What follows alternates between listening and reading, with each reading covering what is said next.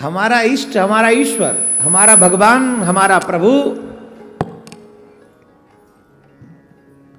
अपने भक्तों के लिए वो कुछ भी करता है। और इसीलिए कहते हैं उसे भगवान।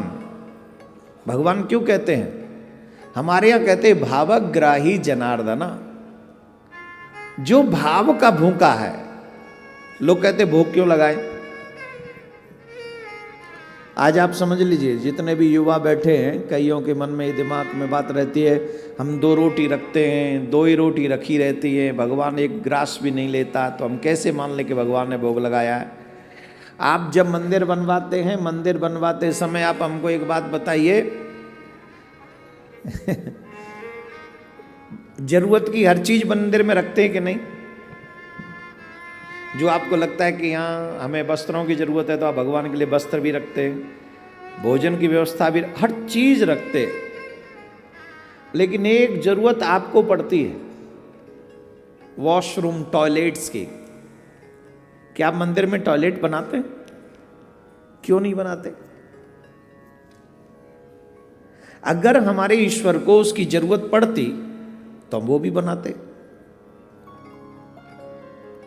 लेकिन हमारे ईश्वर को उसकी जरूरत नहीं है, क्योंकि शास्त्रों में ऐसा प्रमाण मिलता है, जो देवता हैं वो देवताओं का शरीर हमारे जैसा नहीं है।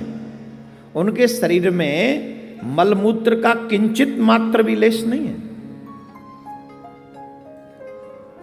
समझ में आई कि नहीं आई बात? अगर मलमूत्र की आवश्यकता होती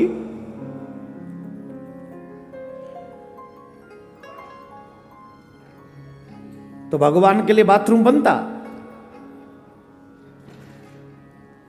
पर नहीं बनता है। क्यों नहीं बनता है? क्योंकि हम और आप भोजन पाते हैं तो वो अंदर जाता है, भगवान भोजन पाते नहीं है। तो बोले फिर हम वैसे ही रखते नहीं। जैसे आपका मनुष्य जीवन इसलिए बना क्योंकि वो पाएंगे तो अंदर जाएगा, तो आप तृप्त होंगे, वैसे ही भगवान भोजन की गंध नासिका के माध्यम से लेते हैं और उससे ही वो तृप्त हो जाते हैं। इसलिए जब पाते ही नहीं है तो जाने की जरूरत ही नहीं, इसलिए बाथरूम नहीं होते, हमारे टॉयलेट्स नहीं होते वहां पे। बात समझ में आई कि नहीं आई? आ गई? ठीक है। तो कहने का अभिप्राय है, कई चीजें जो हमें वेदों से, शास्त्रों से, पुराणों से, सत्संग से ही ज्ञात होती हैं। अल्प ज्ञान, लैक ऑफ नॉलेज हम लोगों को प्रॉब्लम देती है। इसीलिए जीवन में कहा गया, भागवत में भी लिखा है, सदा सेव्य श्रीमद् भागवती कथा। भगवान की कथा 1-2 दिन नहीं, सदा सुननी चाहिए। क्या मिलेगा सदा सुन के?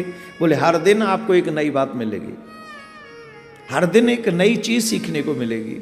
भगवान के नए नए रूप, नए नए स्वरूप, नई नई लीला आपके हृदय को आनंदित, प्रफुल्लित और भी भाव विभोर करती रहेंगे।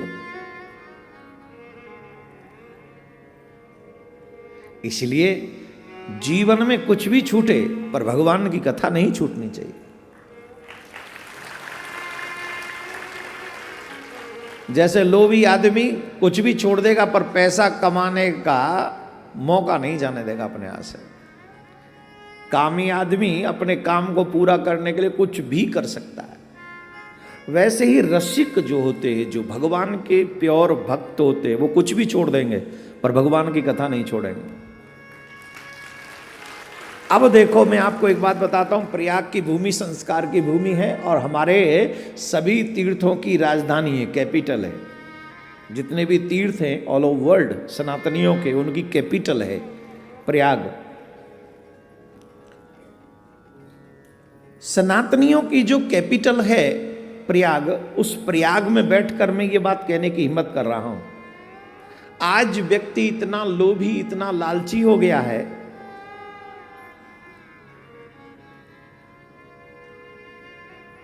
कि व्यक्ति के मरने के 13 दिन भी प्रतीक्षा नहीं करता दुकान खोलने की।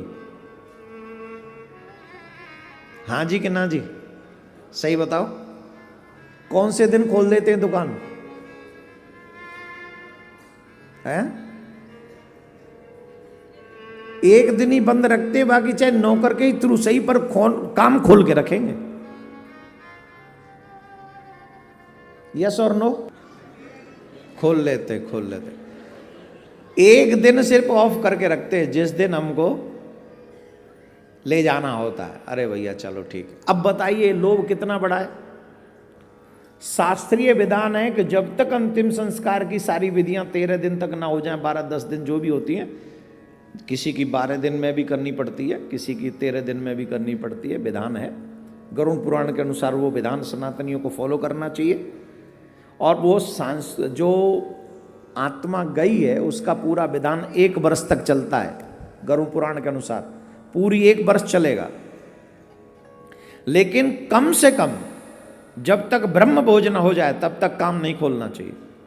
जब तक ब्रह्म भोज न हो जाए, 13 ब्राह्मण न जीव ले, 12 ब्राह्मण न जीव ले, तब तक। लेकिन आज मानते इस बात को? अब बोलो वो आत्मा क्या सोचती होगी जो जा रही है, जो चली गई, क्या सोचती होगी वो उन लोगों के बारे में जो इतने सेल्फिश हैं।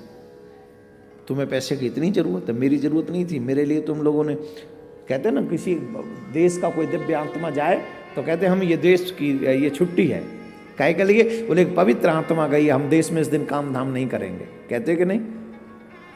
और घर के लोग तुम मरो तो सही, हम दूसरे दिन काम करें। तो जैसे कामी व्यक्ति, लोभी व्यक्ति अहरनिश पैसे की लालच में रहता है, वैसे ही जो सच्चा रसिक होगा, जो सच्चा भक्त, कहने के लिए नहीं, आजकल लोग कलयुगी लोग हैं, टाइम टू टाइम भक्त और अभक्त बनते हैं। स्वार्थ सिद्ध हो तो भक्त बन जाए, और भगवान 2 दिन नहीं सुने तो झट वो अभक्त बन के चादर चढ़ाएंगे। कोई कह तो दे कि फलानी जगह पे ये करने से तुम्हारी मनोकामना सिद्ध हो जाएगी, हम भूल जाएंगे कि हम सनातनी हैं। 1 सेकंड लगेगा हमें ये भूलने में, और जड़ से जाके चादर चढ़ा दें, और वहां भी बात न बने तो हम लोग धर्म परिवर्तन करके कुछ और बन जाएंगे। समझ रहे ना मेरा मतलब क्या है? तो ऐसे लोगों को अगर हम कहें कि धर्म के विषय में पता होगा, नॉलेज होगी, या हम कहें कि उन्हें भगवान से प्यार होगा, तो ये हमारी मिस्टेक होगी। धर्म को जानने के लिए, कृष्ण को जानने के लिए, प्रभु को जानने के लिए, उन्हें पहचानने के लिए हमें अपने शास्त्रों को, जैसे भागवत में लिखा है, सदा सेव्य श्रीमद् भागवती कथा। Not only one time, always listen the Srimad Bhagavatam if you want to love with God, if you want to blessings of God। हमेशा सुनिए।